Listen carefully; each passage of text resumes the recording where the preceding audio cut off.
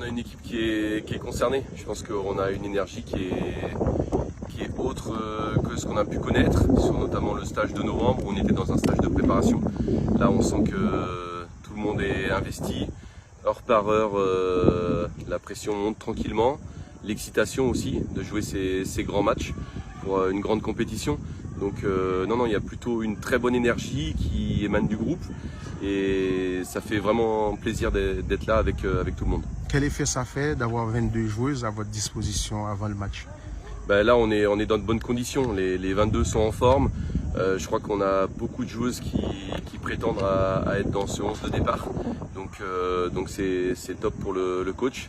Il y a quelques choix difficiles, mais on préfère les avoir et les faire parce que ça veut dire aussi qu'on aura des très bonnes joueuses qui peuvent entrer pendant le match. Vous avez anticipé ma question. Est-ce que tout le monde est apte à jouer justement et est-ce qu'il va y avoir du changement de votre 11 de demain par rapport à ceux que vous avez eu avant?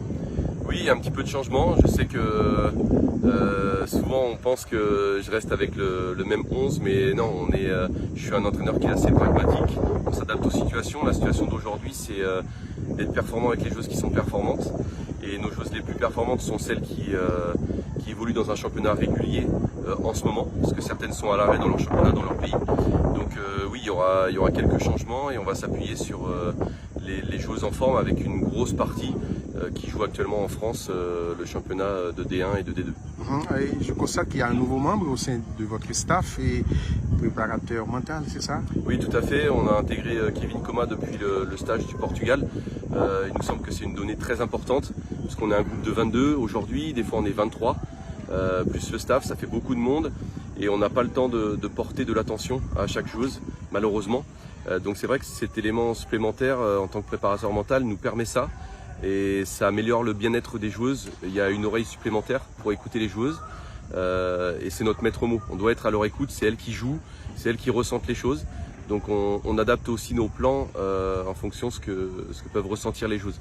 Donc c'était un élément supérieur et en plus il a connu des compétitions internationales et dans les îles, en Nouvelle-Zélande, en Australie et en Nouvelle-Calédonie. Donc c'est un atout de poids pour cette compétition.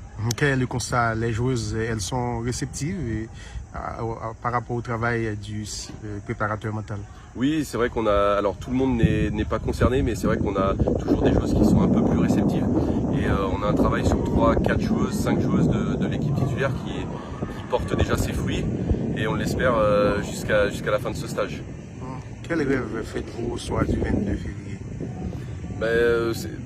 Cette question est très intéressante parce que c'est un petit peu une devise que j'ai dans mon métier, c'est de me lever chaque matin pour faire que mes rêves soient réalité. Donc voilà, c'est ma devise de chaque jour.